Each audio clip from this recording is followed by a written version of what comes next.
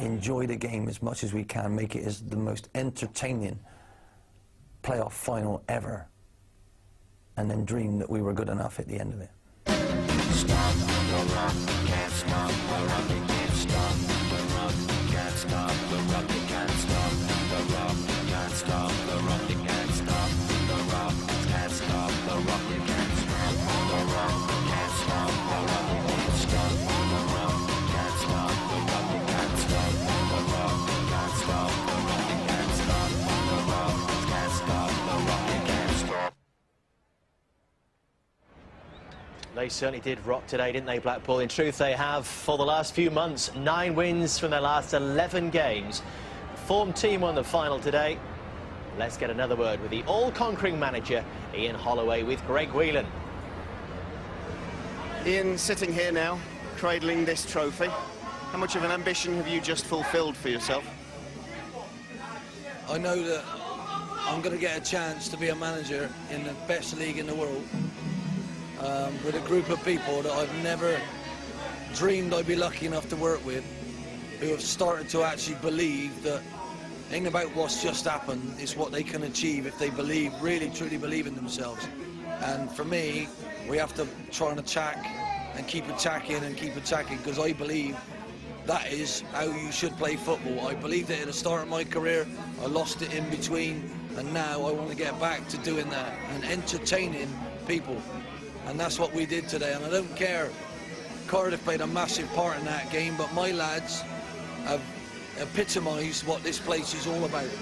They're honest, hard-working people that are going to have a chance to play at the highest level, and they won't change. And I'm so proud. I'm actually burning where they actually got something they deserve. And maybe today, with the bar that they hit a couple of times and the skill that Cardiff players have, maybe it went for us. But we have earned that over the course of the season, I believe. And we're just improving. Now, obviously, we know we've got to improve a lot. But let's just bring it on and see what happens. What was it about this group of players, Ian, that made you believe they could go on and do something like this? It's the spirit they have, togetherness they have. I think we've lost that in life.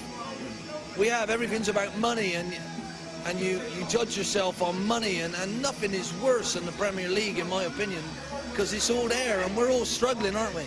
The ordinary people in the street are struggling to pay 25 quid. I don't know, God knows what we're going to put the tickets up to. I hope we bring them down, because at the end of the day, we got enough money from what we're going to be given to make sure that everybody on the Fylde Coast can come and watch their heroes. And I wanted these boys to be heroes. And to me, they are, because they're proper people that gave up time in their Christmas to leave their families to go and sell some calendars that we made ourselves look a bit loopy in for other people. What has gone wrong with our country and our world? What has gone wrong where are the people in charge of it all? These boys are proper people playing for a fantastic club, and hopefully we can get our finances right and sort the club out with the facilities and the stadium and everything about it. We're not going to make them millionaires, because we don't want them to be millionaires. They got to keep working for a crust like everyone else, like we used to in this country years ago. So I'm delighted for this lot, because we've kept those morals right away through the season, and at last I feel like justice is done. On a personal level, Ian, we talked about your disappointment at Leicester City in the week, didn't we? We talked about whether this season and getting this far would possibly resurrect your career in your own mind. Do you feel it has? No, it's nothing to do with me. This isn't about me, this is about people I'm working with, and that was what I used to do before. And if they leave my little nest and fly off somewhere else, I'm delighted for them. But I should have been rewarded for that. And my career so far, I have been. And that ain't the case. The chairman agrees with that. If I lose one of my best players to some vulture who's going to obviously pay him more than I can, so what? As long as I'm rewarded, I'll carry on and keep nurturing a load of people like Dario Gradi has done for years, and we're going to play a certain way, and on we go. And now we're going to be in the Premier League. That says Premier League playoff, and I still can't believe it. Greg, I can, but who cares? I'm calculated, I know what I want to do. I don't want one of them hats on my head. Little Barry Bannon put one on, because I know where I'm trying to get.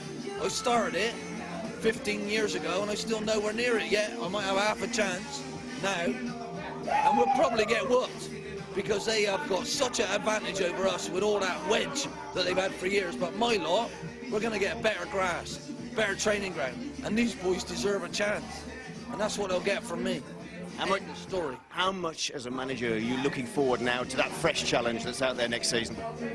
Well, I look at Steve Coppell and he's in the studio, and what a fantastic educated man he is. I didn't have that education. I didn't really want to listen. I didn't really want to care about that. I want to go out on the playground and play some football. But if you talk to my school about me, I wanted to get better at whatever I did, and that's where I am. And I don't care how anyone else does it, I want to do it that way. So I read what Steve said when he took over at Bristol City, which is a massive club in a massive town that I'm really proud of, and he got it right. He's talking about structure, he's talking about achievement, that he can work with anyone, and that's what I've done here.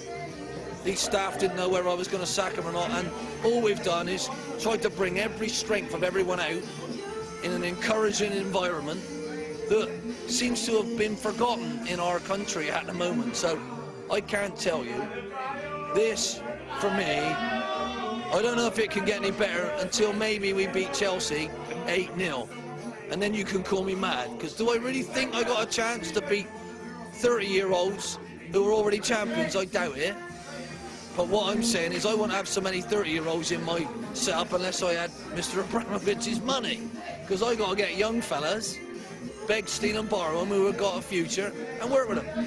Ian, a fantastic achievement. Well done. Many congratulations. I'm sorry I talked your ears off there, but who cares? What a day this is. And we have that to look forward to every single week in the Premier League and more. The educated Steve Coppell is with us. Well, Cameron and Clegg, watch out. You're going to be part of the new coalition.